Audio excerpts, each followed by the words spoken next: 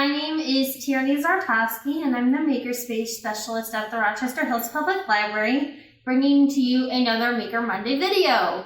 Today, we are going to be making these geometric shapes. These can be used for any kind of centerpiece or candle holder or flower holder. The possibilities are endless, so lots of different options. What you'll need to make these geometric shapes are some straws. You can just get at your local grocery store.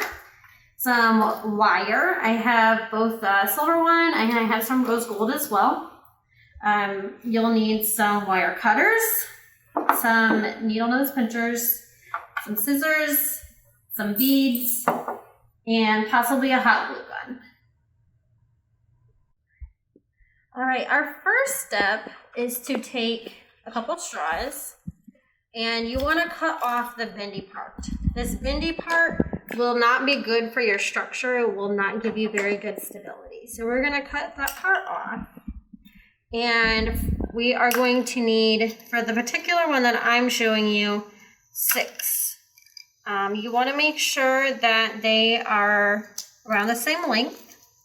Depending on what structure you're making, you may need them to be different lengths. But for the one that I'm showing you, we want them all to be the same length. And I'm just using that first line of where it starts to bend as my marker to cut. Okay. So next we're going to start with our base. Our base is going to look like this. We're going to start with a square. So you want to take your wire, unwrap it quite a bit. I'm just using jewelry wire. You can also use floral wire, which is a little bit more sturdy. And you just want to thread in however many straws you're going to need to make the base. I'm going to start with a square, so I'm going to need 4 for this.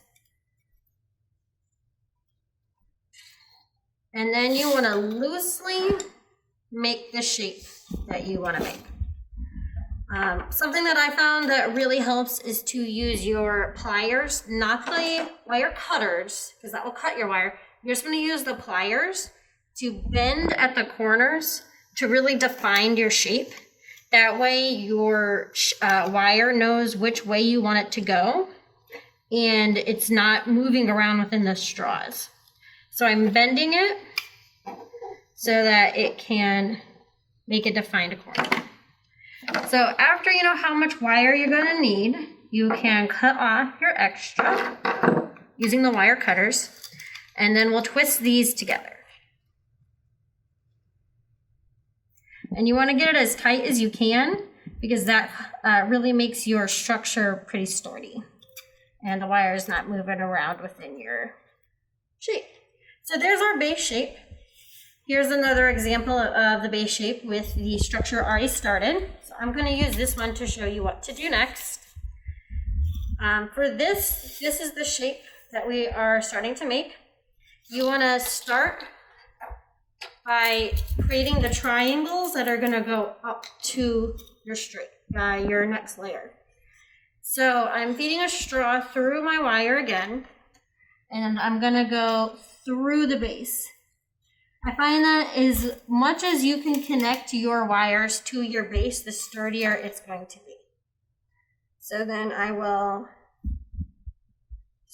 thread another straw in. I'm going to use my pliers again to curve that wire to define the corner. I'll do that on this side as well. And then we can cut off that extra and then twist them together.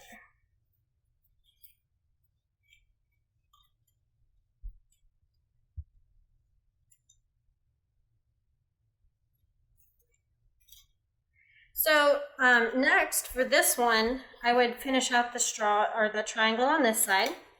And then I used another square at the top of this one, connecting it to make the next layer of the shape. So it'll be something like this. And then I used another layer of triangles to come to a point, this time coming only from the corners, one straw per corner, to come to the point. So if you like that shape, that's how you would do that. Again, every shape is going to have a different base. This one is a triangle. This one is a pentagon. This one is a square, but I built it differently. So there's countless possibilities on the shapes that you can make. Explore and experiment and see what shapes you like to make. The next step after you get your shape made is to make it a little bit more sturdy. I just got some beads, some costume beads like this, and I cut them apart to make several beads. And then I'm going to glue them at the corners. This does two things. It helps to hide the wires in there, and it also helps to make it a little bit more sturdy. So as you can see at this one, you can barely see the wires. After I do that, and I got all my corners filled with beads, glued with beads, then I would spray paint the whole thing to hide everything. And that is how I would finish that off. Of course, you can use the spray paint of your choice. I chose rose gold. So have fun and explore and see what shapes you can make.